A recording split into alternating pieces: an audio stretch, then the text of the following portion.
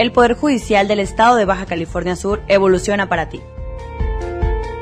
Estás sintonizando un programa de conexión ciudadana sobre temas jurídicos de interés social de una manera ágil y ligera. Buscando resolver dudas relacionadas con la impartición de justicia. Esto es Hablemos de Justicia. Comenzamos. Hola, ¿qué tal? Muy buenas tardes, les damos la bienvenida. Estamos en Hablemos de Justicia, un programa del Poder Judicial del Estado de Baja California Sur, transmitido en coordinación con el Instituto Estatal de Radio y Televisión. Los saluda Livia Vázquez, directora de Comunicación Social del Poder Judicial del Estado, y en ausencia de mi compañera, la licenciada Ligia Patricia Muñoz Peña, consejera de la Judicatura, hoy nos acompaña la licenciada Virginia Eunice Rivera Calderón, secretaria técnica del Consejo de la Judicatura del Estado. Vicky, parte ya de este programa, muchísimas gracias nuevamente por estarnos acompañando. No, ¿de qué? Ya sabes que aquí somos todo un equipo. Perfecto. Livia, muchas gracias. Hola, buenas tardes, amigas y amigos, radioescuchas. Bienvenidos a este programa tan importante, Hablemos de Justicia, que nos hace aportaciones interesantes, y estamos transmitiendo en la frecuencia 99.1 FM y el 1050 de amplitud modulada, que a partir de este momento y durante los próximos 30 minutos usted puede comunicarse con nosotros al teléfono 12-223-28, además de ponerse en contacto con nuestros correos. Se los doy.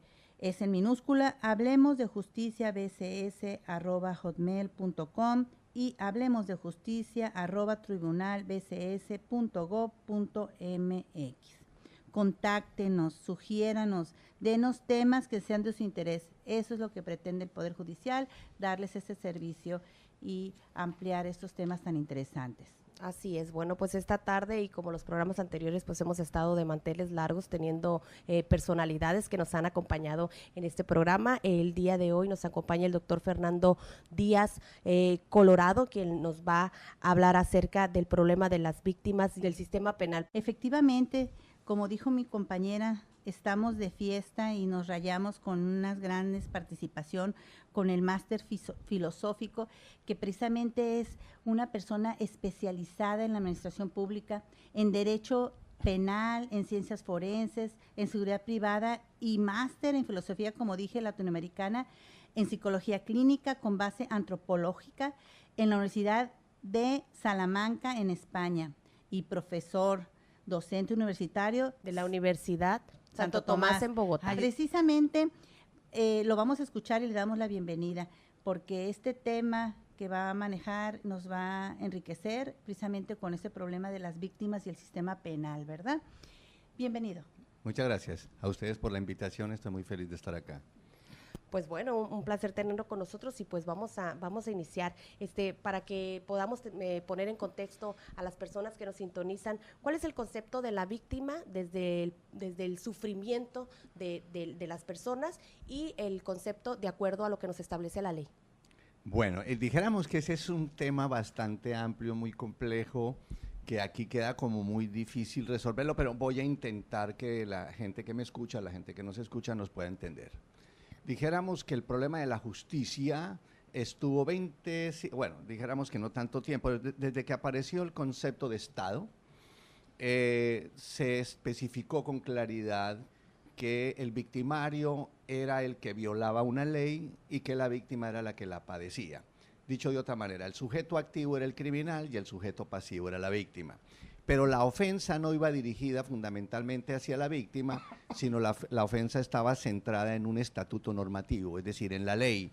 Por lo tanto, el delincuente se enfrentaba a un sistema de justicia, y ese sistema de justicia lo que intentaba era aplicarle una sanción que nosotros denominamos en términos victimológicos venganza legal.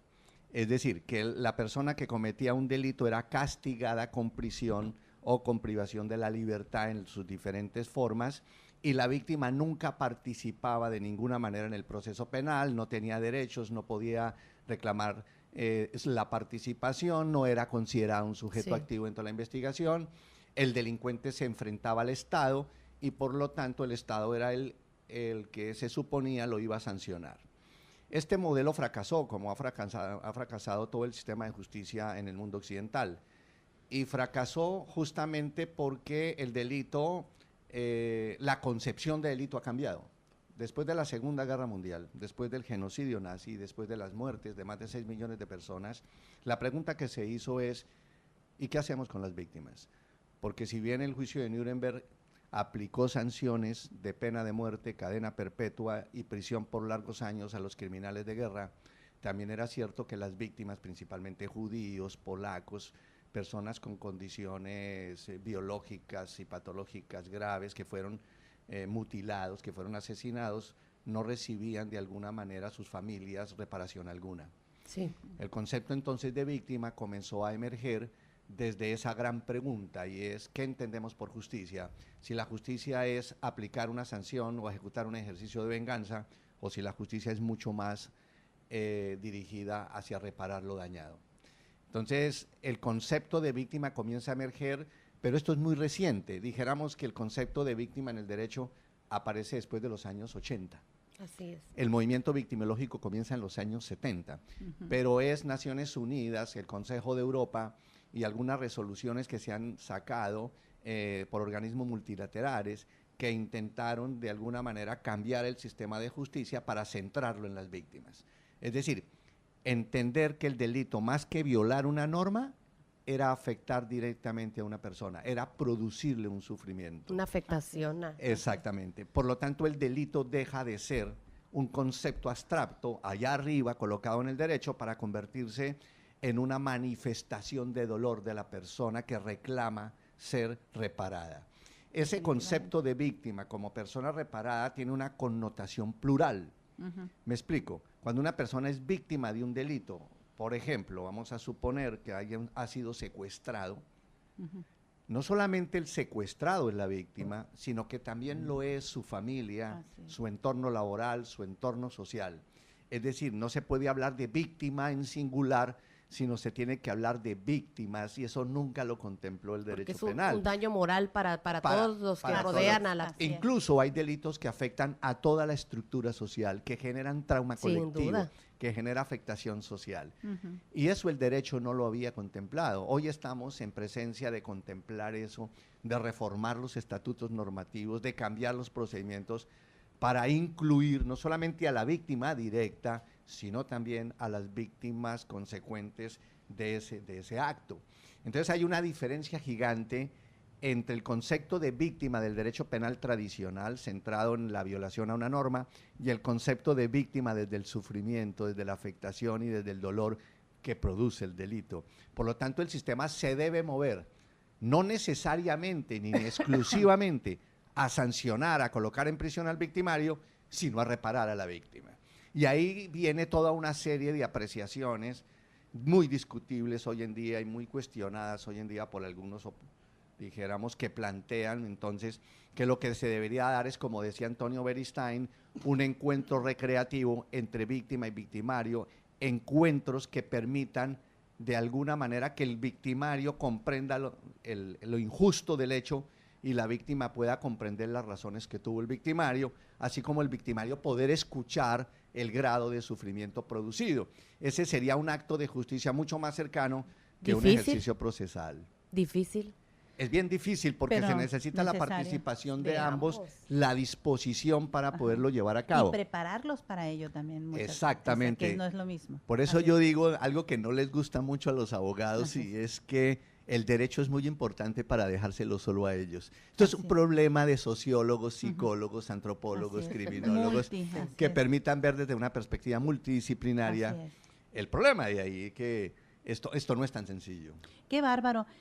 En el pasado, precisamente, Congreso Nacional, tuve la dicha y me deleité con su participación, y ahorita estoy fascinada porque sí, la sociedad necesita, todos necesitamos de estos consejos, de esta sabiduría, de lo que usted lo hace muy bien, y hacernos notar precisamente estos conceptos y estas maneras de ver que se haga justicia en hoy, en este hoy. Ahora, le pregunto, ¿qué entendemos entonces por lo restaurativa en este sistema de justicia? Sí, a ver, hay un científico que yo leo mucho, una persona muy brillante, ya tiene bastante edad, pero ha hecho muchas cosas importantes. Es un premio Nobel de Economía que se llama Amartya Sen, que escribe un texto que se llama La idea de justicia, y él lo comienza con en su parte introductoria diciendo algo que es absolutamente cierto y que impacta demasiado. Dice, nos la hemos pasado 20 siglos la humanidad intentando definir qué es la justicia y nadie se ha puesto de acuerdo. Es imposible saber o poder poner de acuerdo al mundo en general para saber qué es justicia. Y nos la hemos pasado escribiendo libros, haciendo congresos, generando eventos para definir qué es la justicia, cuando el resultado ha sido completamente decepcionante.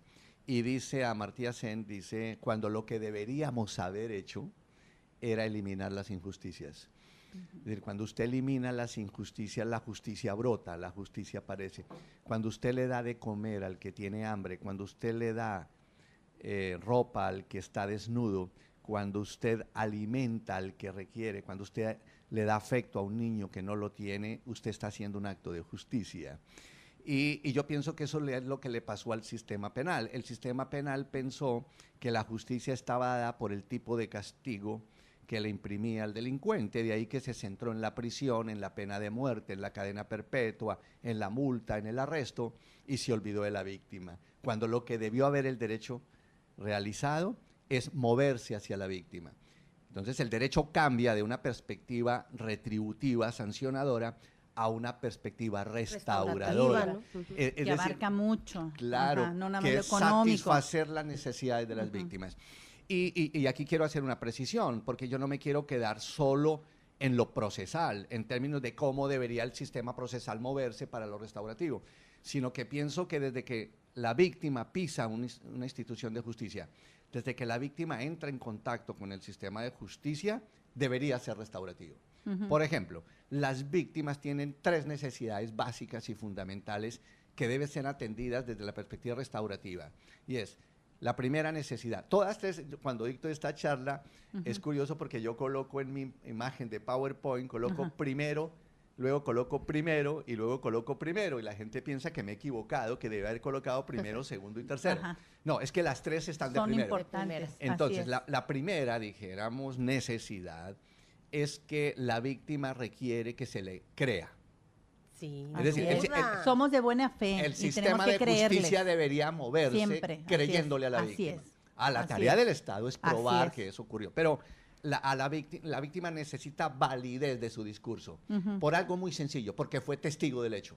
Y cuando uno es testigo, lo vivió, lo experimentó, le dolió. Claro. Por lo tanto, no hay mejor expresión para el delito, para la infracción, que el testimonio de la víctima. Ese es el primero. El segundo elemento, que también es primero, deberíamos denominarlo o se denomina el derecho o la posibilidad que tiene la víctima de expresar sentimientos. ¿Qué quiere decir? Que la víctima pueda, ¿no?, expresar sentimientos. Es decir, que la víctima pueda manifestar su dolor, que pueda llorar en el escenario judicial, que pueda incluso decir que quiere venganza, o que incluso que quiere perdonar, o que se encuentra confundida. Es decir, libre de emociones. Exactamente, que sea capaz el escenario de permitir una liberación de las emociones producto de ese delito y que se pueda entender la dimensión de su sufrimiento. Ese es el elemento Descargue, que yo señalo. desahogue. Claro, y eso exige del funcionario judicial una actitud distinta, una actitud menos formal, menos de ley y más humana. Definitivamente. Más empática. Bueno, Exactamente. yo tengo unas dificultades cuando hablo de lo humano, porque es que a mí lo humano me produce terror. Es decir, a veces decimos que los seres humanos, o sea, no somos perfectos. yo no preguntaría ¿qué es lo más peligroso que existe en el mundo de hoy en día? Y yo diría que lo más peligroso que hay hoy en día es otro ser humano. Es decir, el ser humano es capaz de hacer cualquier porquería a otro ser humano, cosa que no ocurre con los otros seres vivos a quienes llamamos inferiores. Creemos. Claro, los animales son agresivos. Así es.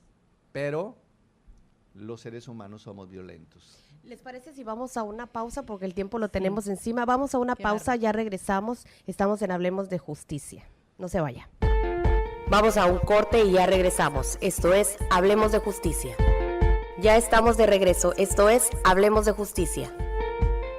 Ya estamos de regreso, estamos en Hablemos de Justicia, estamos con el doctor Fernando Díaz Colorado hablando acerca del problema de las víctimas y el sistema penal. Usted nos estaba platicando ahorita, muy interesante lo que nos decía acerca de la necesidad de la víctima, de lo restaurativo, ¿no? De la necesidad de que le crean y entre otras cosas más. ¿Podremos retomar el tema? Sí, claro, era la necesidad de poder expresar Y expresar, emociones. ujú. Sí, y el tercero que es más importante, no dijéramos que sale de ahí, emerge de ahí, y es ¿qué va a pasar? Es decir, la víctima necesita saber si entró a un sistema de justicia, qué va a pasar con ella y con el victimario. Eso implica un sistema de justicia distinto, implica una forma de abordarlo distinto. Cuando yo hablo de lo restaurativo, o cuando se habla mejor de lo restaurativo, se habla de un principio fundamental del derecho que debería cambiar, y es la disposición de la víctima y el victimario para poder encontrarse. Es decir, no es un ejercicio de imposición el encuentro víctima-victimario, sino es el ejercicio de un encuentro recreativo entre víctima y victimario para poder dimensionar varias cosas. Primero, todos los seres humanos necesitamos saber por qué a mí. O sea, la pregunta victimológica es ¿por qué me hiciste eso a mí? ¿Por qué me dañaste? ¿Qué fue lo que yo hice? En ese, dijéramos, ese intento explicativo. Y la única explicación al hecho lo tiene el victimario. El victimario es el que le puede decir a la víctima por qué lo hizo. Es que a veces se piensa que revictimizas. Eso, obviamente, se valora de que esa persona esté... A ver, explíquenos eso, porque sí se confunde la autoridad a veces de que, ¿cómo vas a ponerle enfrente del...? ¿Cómo va a revivir? Por eso- Porque va a revejar, hasta tiene que ser valorada. Por eso señalo. A ver. El encuentro es Ajá. voluntario Primero. Sí. y requiere de una preparación a la víctima y al Excelente, victimario así es. para lograr el encuentro. Eso no se puede dar de manera abrupta, Ajá, ni se puede perfecto. citar como una diligencia judicial sin previa preparación. De ahí que debe haber Excelente. psicólogos, Sí. trabajadores sociales, que permitan el encuentro y que se generen las reglas y que se establezca un procedimiento de tal manera que ese procedimiento no revictimice. Así es. O en términos victimológicos, el concepto más preciso es que no produzca victimización secundaria. Es decir, que el hecho de encontrarme con el victimario no me vaya a producir mayor daño, pero sí me permita responder las preguntas del por qué, que el victimario entienda, escuchando a la víctima, que dañó a una persona y no que violó una ley. O sea, Así aquí es. el problema muy no muy es el diferente. Qué contexto. interesante El problema eso. es el sufrimiento que le produjo y lo injusto de su acto. Es decir, que el criminal comprenda que su acto es injusto y que la víctima tiene la autoridad moral de exigirle al victimario y de reclamarle aquello que le quitó. ¿Qué efecto tiene y esto lo logramos, precisamente darle esa oportunidad, ese tratamiento a la víctima y al victimario? ¿Qué efecto tiene de manera, qué impacto tiene, qué importancia? A ver si se logra. Ajá. Es que tenemos una falsa idea, y es que los seres humanos creemos que la justicia se hace a través del castigo. Y resulta que no. Lo que sucede es que si se genera una cultura desde el colegio, antes del colegio, desde la conformación de la familia, en términos de que lo que importa no es lo que hago, sino la respuesta de lo que hago. Es decir, eso que nosotros llamamos responsabilidad. ¿La responsabilidad qué es? La responsabilidad es la capacidad que tienen los seres humanos de poder responder por lo que se hace. Entonces, cuando un niño golpea a otro niño y el padre castiga al niño que lo golpeó, está validando el ejercicio de la violencia. En cambio, si el padre se dirige al niño y le dice, mire el daño que produjiste, mire las consecuencias de diferente. tu acto, observa al niño que golpeaste, date cuenta que eso no te quisiera que te lo hicieran a ti, el niño empieza a entender Mamás que y su acto papás, es inválido. escuchen esto, qué bárbaro. Ahí Así es. el acto es inválido, no tanto por el golpe, es inválido por el sufrimiento injusto producido. Así Si es. nosotros comenzamos así y generamos una cultura de la mediación restaurativa en los colegios y generamos una cultura comunitaria, el sistema de justicia va a cambiar. Es que es de abajo hacia arriba. Es decir, no podemos pensar que la justicia va a cambiar porque el sistema legislativo de cualquier país saca una ley. No, va a cambiar en la medida que construyamos una nueva manera de relacionarnos. Conciencia. Exactamente. Así Es decir, es una postura ética. Yo me conduzco de tal manera con el principio de beneficencia. Es decir, que lo que yo haga le produzca bien a otro frente al principio de la no maleficencia. Es decir, que mi comportamiento va dirigido a no dañar a nadie. El sistema de justicia se mueve entonces con con una participación voluntaria de víctima y victimario para lograr un encuentro recreativo y producir, entre otras cosas, eso que nosotros, toda la sociedad latinoamericana habla y que a veces confundimos, que se llama el perdón. Yo digo en mis charlas y en las conferencias que el perdón es gratis, pero no es gratuito. Muy distinto. Me explico. Sí. Yo puedo perdonar al victimario, yo lo puedo perdonar y yo no voy a requerir nada de él. Es un acto mío, es un don, es un regalo que yo le hago al victimario. Pero el victimario se debe merecer el perdón. Qué Es decir, distinto. el victimario debe hacer algo para ganarse el perdón. Por eso Sí, no es ¿verdad? gratis. Se necesita que la persona que cometió el acto ejecute actos en concreto para merecer el perdón. Excelente. Así es. Sí, eso no genera impunidad. Si yo le digo a las personas que ustedes deben pedir perdón y yo voy y ritualmente y repitiendo palabras digo, quiero que me perdonen para obtener beneficios judiciales, ese no es un perdón, eso es impunidad, eso es falsear, eso es dañar el sistema. El Así perdón es que yo hago algo, reconozco la falta, entiendo el daño producido y me muevo hacia reparar. Y eso es lo que tiene que hacer el sistema de justicia, en lugar de moverse solo a probar que el hecho se dio. O a resarcir el daño económico. O a resarcir el daño económico. Así es. Claro que es Lo común. ¿Y se ha logrado esto? ¿Sí se ha avanzado? Uy, en muchos lugares del mundo se han hecho encuentros víctima-victimario, todos tomados de procesos de justicia restaurativa tribales como Nueva Zelanda, como Australia, como Qué Estados impresión, Unidos, ¿no? como ¿Quién va a claro, creer? incluso muchos de las ofensas que no son tan graves, como por ejemplo disfunción familiar y maltrato familiar, problemas de lesiones personales no tan graves, problemas de disputas o de delitos como la injuria o problemas como la calumnia o algunos tipos de delitos se resuelven a través de la mediación, del diálogo, de la conversación y no a través de ejercicios litigiosos de carácter retributivo. Así es. Qué Y esto genera un bárbaro. cambio cultural, ¿no? Lo que se pretende es cambiar la cultura. Es que tú puedes cambiar la ley hoy Y cambiarla y cambiarla. y la no ley va a no pasar cambia nada, nada. pues. La cultura se demora en cambiar. La cultura es justamente la construcción de valores, mitos, creencias, significados y sentidos que una comunidad construye. Si tú vives en una comunidad donde todo el ejercicio comunitario es vengativo, tienes violencia. Pero si tú empiezas a construir un ejercicio de mediación, de encuentro, cuando hay ofensas, vas a construir una cultura. Y por eso te digo que el escenario ideal es la familia y es el colegio, que es a donde no le apuntamos. Le apuntamos es a generar procesos de encuentro cuando ya el problema alcanzó tales niveles de violencia que tiene el sistema judicial que actuar. Cuando de ahí es donde partimos, ¿no? Todos los seres humanos, de la familia, después nos vamos a la escuela y así podemos empezar y el cambio está en uno mismo, ¿verdad? Claro, hay que construir mejores personas en lugar de pensar en mejores sistemas. Es decir, Excelente frase. el problema no son las instituciones, el problema son las personas. Tú puedes tener una capacitación, una profesión, pero si no eres sensible a los problemas, si no entiendes el delito desde el sufrimiento, si no lo entiendes solo de una mecánica procesal, tú no estás haciendo justicia. Te conviertes en un técnico, en un tecnólogo. Más o menos lo que decía Tarufo, el penalista italiano. El derecho penal no tiene la intención de hacer justicia. El derecho penal tiene la intención de resolver conflictos con reglas legales para establecer una sanción. Y su base fundamental es la verdad procesal. Y ahí está el problema. Porque usted puede generar un proceso penal y encontrar que no pudo probarle a la persona el acto cometido.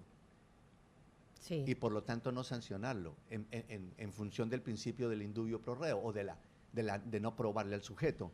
Y la víctima Queda La víctima frustrada. sí sabe que el decepcionada. victimario lo ejecutó, pero que Exacto. salió libre. Y al salir libre quiere decir que no cometió el delito. Y al no cometer el delito, la víctima no es reparada. Por lo tanto, hay una perversión. Y es que Sí. yo no puedo montar la reparación a la víctima con base en el castigo o sanción final, sino tengo que montarlo desde el comienzo, desde que la víctima ha sido dañada. Y por eso el sistema se debe mover para repararla. Es ahí donde está el problema, porque el criterio del derecho penal termina en una sanción o termina en una no sanción, en una declaración de responsabilidad, no responsabilidad. Cuando se debe mover es para reparar a la víctima. Qué profundo. Ese es el asunto. Excelente. Bueno, doctor, pues ya andamos casi llegando a la recta final del programa. ¿Algo más que desee agregar usted, que quiera platicarnos?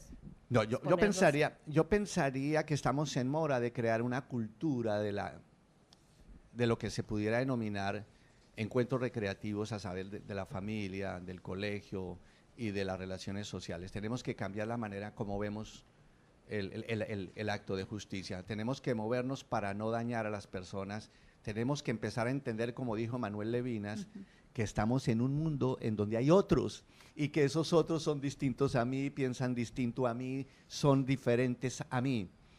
Levinas tiene una frase absolutamente maravillosa que dice: cuando yo me veo en los ojos del otro, yo no veo al otro, sino veo los ojos de ese otro que me ven a mí. Es absolutamente maravilloso. Sí, o sea, maravilloso. Somos seres de la relación. Somos los únicos seres en el mundo que nacemos sin un proyecto, sin una tarea, sin algo que hacer, y lo tenemos que construir. Y esa construcción de proyecto de vida depende de los otros. ¿Y quiénes son los otros?